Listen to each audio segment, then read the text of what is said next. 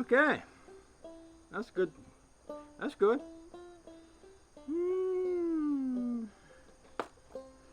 This saw was acting funny. It would run fast while it was like this, but as soon as I turned it like this, it would slow down. I have no idea what was going on with that. But it stopped after a bit. I was kind of looking to make sure that the oil was making it to the blade. You can usually tell, you see that mark there, that's oil that came right off that blade. So like if I take this part right here and I put this saw up here and I run this, you'll see, if you'll see oil going on there, that you know your blade's oiling. So I know the blade's oiling, so I need to consider my next move. Now I seem to have a kind of a downward slant going on my cut. It'd probably be better. I won't be able to continue that, or I'll be below ground level back here. So it'd probably be better for me to find another entryway into this thing. Maybe like right about here and go that way with it. Over here, let's move y'all to maybe a little better vantage point. I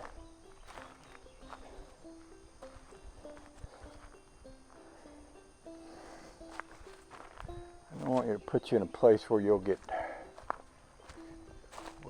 damaged, which is possible to do here. So we actually had, see, this tree grew into that tree, so we actually had two big sections of that tree. This part is gone, but I'll eventually we'll want to saw that off also. But for now, I'm going to try to keep my blade, take my blade in like from here and go toward that. Dirt is really bad. Dirt and rocks and stuff is really bad for your blades. You want to avoid as much as you can dirt, digging into dirt and rocks with your blade.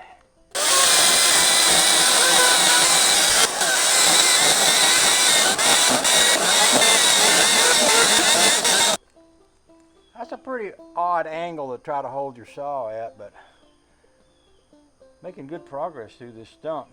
I thought I'd stop and rest my fingers for a little bit, rest my hands for a little bit.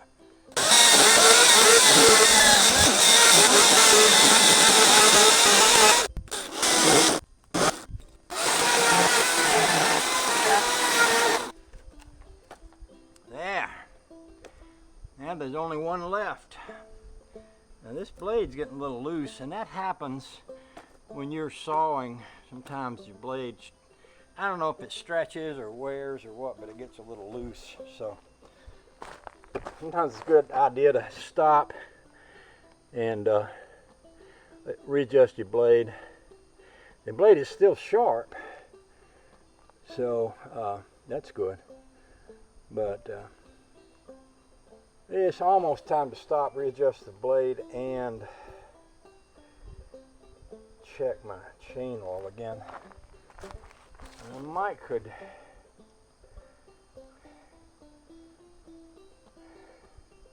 I think what I'm going to do with this one is what I did with the one over there. I think I'm going to saw this little part of that stump that sticks out over here off from this major big part. That way I can come back later and saw off that part there.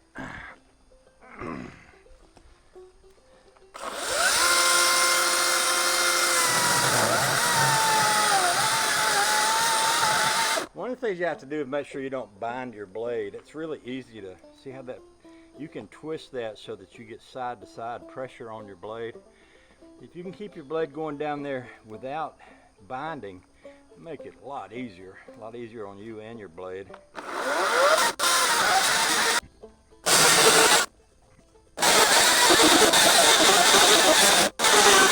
And when you see it smoking like that, that means your blade sure is getting hot. And it could be getting hot because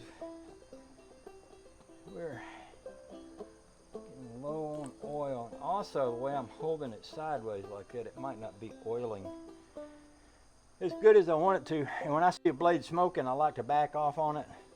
Then basically what that's going to do is it's going to burn up your blade a lot quicker. But I'd like to punch through to the other side of this stump over there, going through this way. Of course, my blade's a little loose too, but let's see if we can get that done before I stop. Okay, my battery's dead. So that was a lot of hard cutting, and it did wear my battery out pretty quick. So what I'm going to do is I'm going to take all this back to the banjo shed, and we're going to retighten that blade. We're going to add more bar oil, and we're going to put this battery back on charge. I might go grab Honey Baby's battery from her lawnmower. Come down here and see if I can finish that up before we quit on that for the day.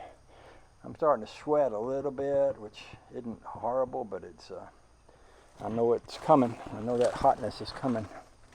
So, oh, the door.